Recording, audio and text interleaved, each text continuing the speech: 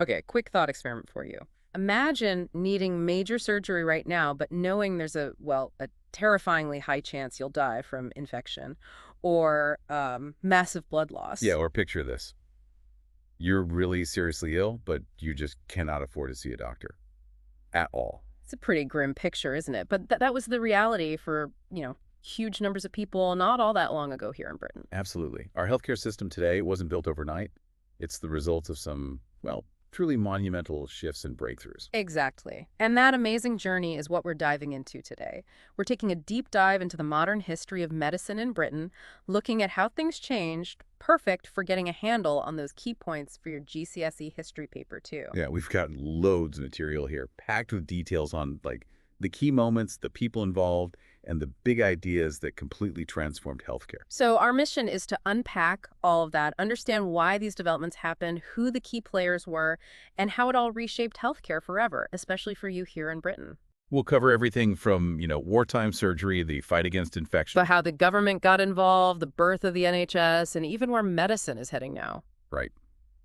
Let's get into it then. Okay, kicking off our deep dive, we really have to start with something that, well, despite its tragedy, has often driven medical innovation forward. War. Specifically, World War I in 1914 to 1918. World War I created injuries on a scale surgeons just hadn't seen. We're talking wounds from high explosives, machine guns, shrapnel. It was brutal. They were forced to innovate basically on the spot incredibly quickly. And this necessity, it led directly to some huge advancements. Think about X-rays. Ah, yes, X-rays. They'd been discovered back in 1895, hadn't they? By Röntgen. That's right. But the war was where they really became essential, much more widely used. They were crucial for locating bullets, bits of shrapnel deep inside soldiers. Made operations safer, definitely. Surgeons actually knew what they were dealing with before they cut someone open. And they adapted them, didn't they? Base hospitals had the bigger units. Yeah. But what's amazing is Marie Curie's work.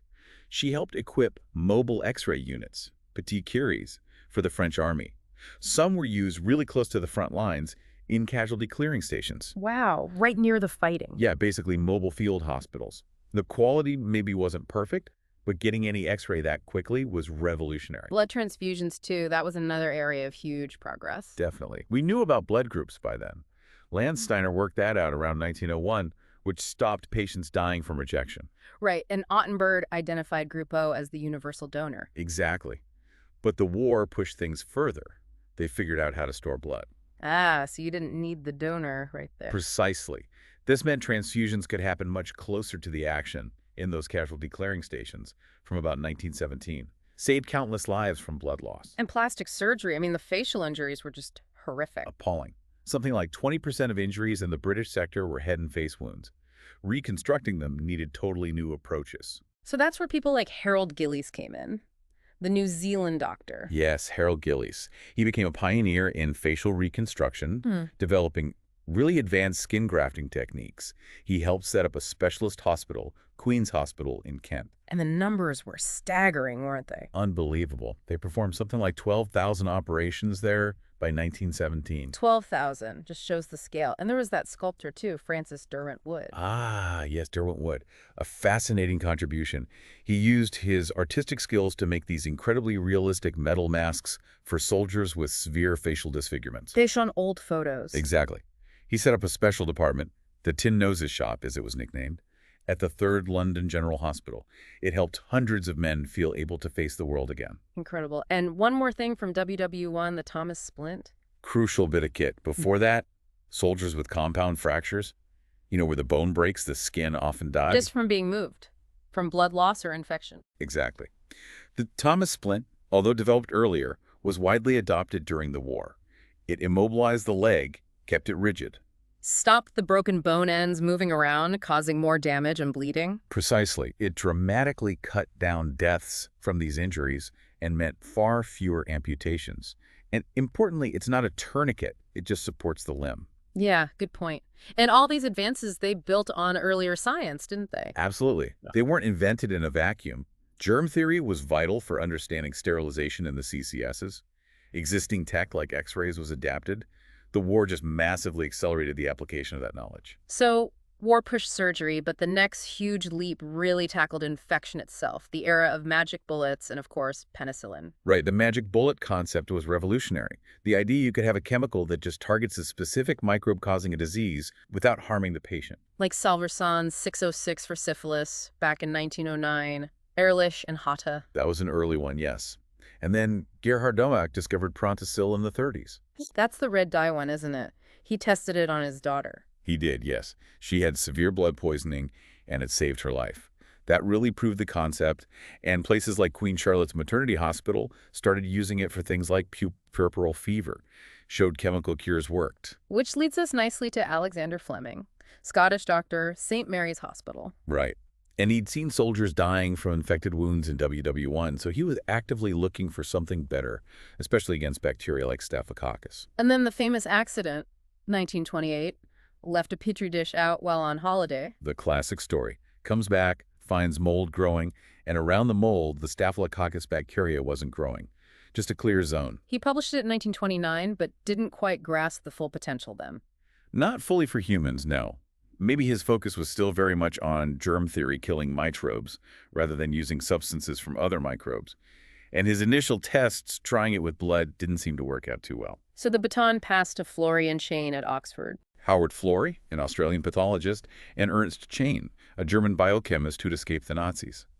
They found Fleming's paper in 1939 and thought, hang on, this is important. And Chain managed to actually extract the penicillin, which wasn't easy. Incredibly difficult. They started with tiny amounts, grew the mold in anything they could find, apparently even old bedpans and beer vats. It was slow work. Then the mouse trials in 1940. That must have been a key moment. Huge. 8 mice infected, 4 treated with penicillin, 4 untreated. The 4 treated mice lived, the 4 untreated died. Pretty conclusive. And that got the government interested because of the war. Exactly. Britain was deep into WW2 by then. Preventing wound infections was critical. Florey Chain got a small grant, just $25 initially. Wow. Then the first human trial in 1941. Albert Alexander, the policeman. Yes, scratched by a rose thorn, developed terrible septicemia. They gave him penicillin, and he started recovering remarkably well. But they ran out. Heartbreakingly, yes. They had such a small supply. They even tried extracting it from his urine to reuse it, but it wasn't enough. He relapsed and died. So tragic, but it proved it worked in humans. Undeniably. The challenge then became mass production. British companies couldn't cope during the war. No, they were flat out. So Florey took a huge gamble, flew to the U.S. in 1941. To persuade American companies. Yes, and it worked. The U.S. government, especially once they entered the war, poured money into it. Got 21 pharmaceutical companies working on it. So American production scaled up first. Massively. British mass production really only got going properly in 1943. When you look back, the penicillin story involves so many factors, doesn't it? Totally. You've got Fleming's chance discovery, Florey Chain's belief in hard graft, the scientific teamwork, the urgency and funding from the war. And Florey deciding not to patent it, making it widely available. A crucial decision. It's a mix of science, individuals, government, war, and even a bit of luck. The impact was just enormous, short-term in WW2. Vital. By 1945, the U.S. Army had millions of doses. Estimates suggest maybe half of wounded Allied soldiers survived because of penicillin. And long-term, it changed everything, didn't it? Completely. It kicked off the search for other antibiotics like streptomycin for TB, found soon after. Scientists mapped penicillin's structure, allowing synthetic versions later. It basically launched the modern pharmaceutical industry. Made medicine simpler, too, taking pills instead of facing deadly infections. Although, that leads to the modern problem, antibiotic resistance. Superbugs. We're still grappling with that today. Okay, staying with global conflict, World War II. It also drove surgical innovation, building on WW1, and now with penicillin available. Absolutely. WW2 brought new challenges, new types of injuries, and pushed surgery even further. Like eye surgery, that became more prominent. Yes, eye injuries were quite common, especially for pilots, about 3% of casualties. Speed of treatment was key. And Harold Ridley made a key discovery there. He did. An English eye surgeon treating RAF pilots from 1940. He noticed something odd. Bits of perspex from shattered canopies that got lodged in pilots' eyes didn't cause the severe irritation you'd expect. Interesting. That observation led him, after the war in 1949, to develop the intraocular lens, a clear plastic lens to replace a natural one clouded by cataracts. And that's used all the time now, isn't it? Massively. Well, Around 20 million cataract operations globally each year use that principle. Amazing impact from a wartime observation. and plastic surgery advanced again, especially for burns. Yes, aerial warfare meant horrific burns. Archibald McIndoe, Harold Gilley's cousin, actually did pioneering work at Queen Victoria Hospital in Sussex. He experimented with new treatments. He did. Moved away from things like tannic acid, which was harmful. He used saline bath, developed better skin grafting techniques, using pedicles grafts kept attached to their blood supply to improve success rates. His patients were called the guinea pig club. That's right, because of the new methods. But McIndoe was remarkable because he focused on their psychological recovery too. Organized social events, helped them reintegrate, really holistic care. A different kind of healing. Exactly. He was knighted for it. Showed surgery wasn't just about the physical repair. Okay, so we've seen wars pushing boundaries, but there was another big shift happening. The government starting to take more responsibility for people's health. Yes, a move away from just treating illness towards prevention and general well-being. The liberal reforms between 1906 and 1914 were a real turning point. Why then? What triggered it? A couple of big things. One was the shock of the Boer War, 1899-1902. When they tried to recruit soldiers, they found huge numbers, maybe 40 to 60%, were unfit. Poor health, basically. A national wake-up call. Definitely. Raised worries about Britain's strength ruling the empire, competing with Germany, which already had better state health provision. And there were reformers campaigning too, like Charles Booth in London. Yes. Booth's detailed studies of poverty in London, using those famous color-coded maps, showed a clear link between poverty, poor living conditions, ill health, and early death. It wasn't just about laziness. And C-Bomb Roundtree did similar work in York. He did, inspired by Booth. His 1901 study found similar levels of poverty in York, about 28% below the poverty line. Proved it wasn't just a London problem. He talked about the poverty circle trapping families. Hugely influential figure. So these reports, plus the Boer War shock, changed political attitudes, away from laissez-faire. Exactly. The idea that government should just leave well alone started to crumble. Young politicians like Churchill and Lloyd George came to believe government had to intervene. Better health wasn't just humane, it was economically sensible, a stronger workforce. So what were the key reforms? Free school meals was one. Yes, 1906 for needy children. Then compulsory insurance for work injuries, free medical inspections in schools from 1907, making child neglect illegal in 1908. Old age pensions started then too, and labor exchanges. Pensions in 1908, yes. And the big one was the National Insurance Act in 1911. How did that work? Workers paid a small amount each week from their wages, and in return, they got some sick pay if they couldn't work, and access to a GP. So these were big steps. Definitely an improvement. A basic safety net started to appear, especially for working men, help with unemployment, accidents, health, old age. Child health slowly improved too. But they weren't universally popular. There was criticism. Oh yes, from both ends of the spectrum. The New Labour Party argued they didn't go far enough. They pointed out it didn't cover wives or families much, pensions were very low, and crucially, it still wasn't a proper national health service for everyone. And on the other side, Some conservatives felt it went too far, worried it would make people dependent on the state, cost too much in taxes. It's important we just report these different views neutrally as they existed at the time. right, so even with those reforms, fast forward to the late 1940s, and getting health care was still a bit of a postcode lottery. Very much so. What you got depended heavily on where you lived, what your local council provided. National insurance only covered the worker, usually the man, not his family. Hospitals were patchy, weren't they? Unevenly spread, some very outdated. And the big one, you still generally had to pay to see a GP. So poor families just couldn't afford it, maybe relying on chemists for advice. This all kind of set the stage for the Beveridge Report in 1942, didn't it? Absolutely. Sir William Beveridge's report was monumental. He identified those 5 giants holding people back: want, disease, ignorance, squalor, and idleness. And his solution for disease was radical. Completely. He said the government had to create a comprehensive welfare state, providing support from the cradle to the grave. Healthcare for everyone was central to that. So what exactly is a welfare state? Basically, the government uses money collected through taxes from everyone to provide essential social services like healthcare, education, benefits for unemployment or sickness, making them available to all citizens based on need, not ability to pay. And Britain looked at other countries, like Germany? Yes, Germany had some earlier forms of social insurance. And the vision wasn't just health. It included things like better housing, education, family allowances too. And then, 1948, the big moment, the NHS arrives. Launched by the Labour government, with Aneurin Bevan as health minister. The core idea was revolutionary for Britain. Healthcare free for everyone at the point of use. Funded through national insurance contributions, as it still is today. They brought all the existing hospitals and services together under one umbrella? Essentially, yes. GPs, hospitals, local health services, all integrated into a national system, often described as having three parts: GPs, hospitals, and local community services. The impact must have been immediate. Huge. Suddenly, women and children had free access. People who had avoided the doctor due to cost could now get treatment. It created a proper network of care across the country. And hospitals changed their role. Fundamentally, they became places focused on active treatment and cure, rather than just long-term care or places for the elderly poor to rest. But creating the NHS wasn't totally smooth sailing, was it? There was opposition. Definitely not smooth. Quite a lot of resistance, actually. From doctors, GPs. Yes, many GPs were worried. They feared losing income from private fees, and they were genuinely concerned about being totally overwhelmed by demand now that care was free. Some worried they wouldn't have time to keep up their knowledge. There were reports in the 50s suggesting maybe a quarter lacked satisfactory knowledge.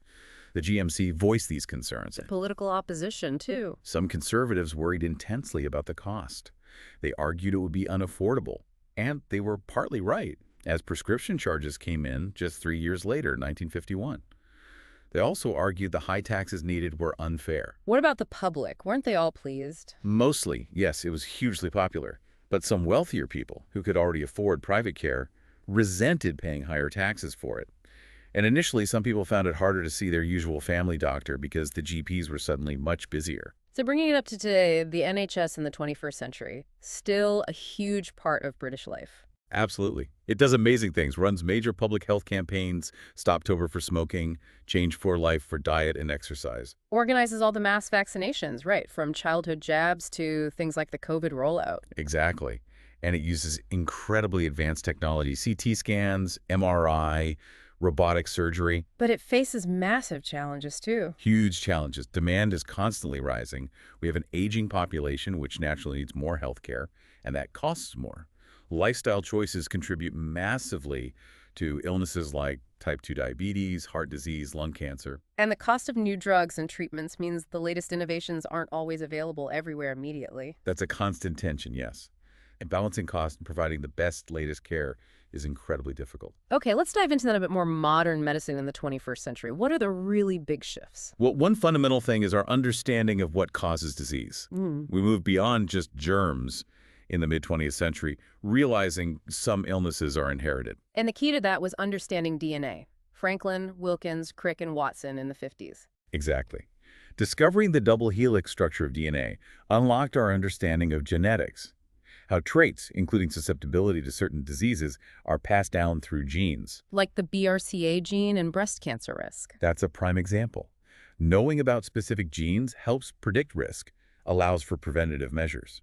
We also understand genetic links much better for conditions like Alzheimer's or Parkinson's. And our understanding of lifestyle factors has deepened too. Massively.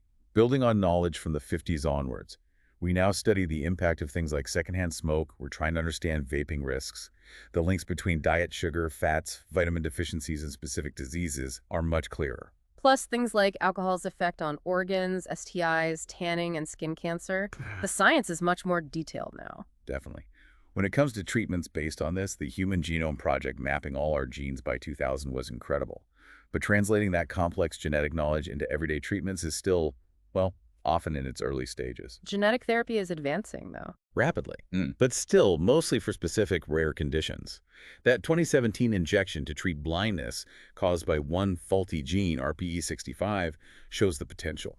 It's hugely exciting, but not widespread yet. What about cancer treatments? They've improved hugely. Significantly. Radiotherapy uses focused radiation beams to target tumors. Chemotherapy uses powerful drugs to kill cancer cells systemically. But chemo has tough side effects. Often, yes. Sickness, hair loss, risk of infection. It's powerful, but harsh. Researchers are constantly working on more targeted therapies with fewer side effects. And that problem of antibiotic resistance we mentioned, still a major issue. A massive issue in the 21st century. Resistance started early, back in 1942 with penicillin. Overuse since the 50s, giving them for viruses when they only work on bacteria. GPs sometimes prescribing them incorrectly. There was that 2018 report suggesting about 20% were prescribed inappropriately in England. It all fuels resistance. So scientists are desperately searching for new antibiotics to fight superbugs like MRSA. And alongside all this high-tech medicine, alternative therapies are still popular. Very much so. Things with roots in older traditions or Eastern medicine. Acupuncture for pain, hypnotherapy, aromatherapy, herbal remedies like honey and lemon. Lots of people use these alongside, or sometimes instead of, conventional treatments. Okay, finally, modern surgery. It's incredibly safe compared to the past, isn't it? Night and day, mainly because we can manage those three big historic problems: blood loss, pain, and infection, so much better. And scanning technology is key. Being able to see inside before operating. Absolutely fundamental. We've gone way beyond basic x-rays for bones. Now we have CT scans, detailed cross-sections using x-rays and computers. PT scans, too, for seeing tumors better. Yes, PT-CT scans use radioactive tracers to show metabolic activity, making cancer cells stand out. And MRI scans use magnets and radio waves for incredibly detailed images of soft tissues, joints, the brain, vital for diagnosis. And the surgical tools themselves have changed. Less invasive. Hugely. Microsurgery using microscopes allows for amazing things like organ transplants, kidneys since 56, lung 63, heart 67. Keyhole surgery, too. Laparoscopic. Right? Smaller cuts, cameras, quicker recovery. And now robotic surgery surgeon controls robotic arms for incredible precision. Used in brain surgery, prostate surgery, even for fitting robotic limbs. Wow, and machines that take over organ functions. Like dialysis for kidneys, or the heart-lung bypass machine during open heart surgery. Technology allows surgeons to do things that were simply unimaginable not that long ago. It really is an incredible journey when you map it out like that. From battlefield necessity in WW1 to the genetic and robotic precision of today. It's quite something. It really is. Puts the speed of change into perspective. So, we've taken this deep dive, looked at how war drove surgery, how chance discoveries cured infections, how government stepped in with reforms in the NHS, and the complex medicine we have now. And hopefully understanding this history helps you see why healthcare in Britain is the way it is today. Its amazing abilities, but also the ongoing challenges it faces. Exactly. Which leaves us with a couple of big questions for you to think about. When you look at all those factors, war, science, individuals, chance, government policy, which one factor do you think has been the most important in shaping modern British medicine? Maybe looking forward, what do you reckon will be the biggest challenge or maybe the most exciting breakthrough in healthcare for your generation? Something for you to mull over.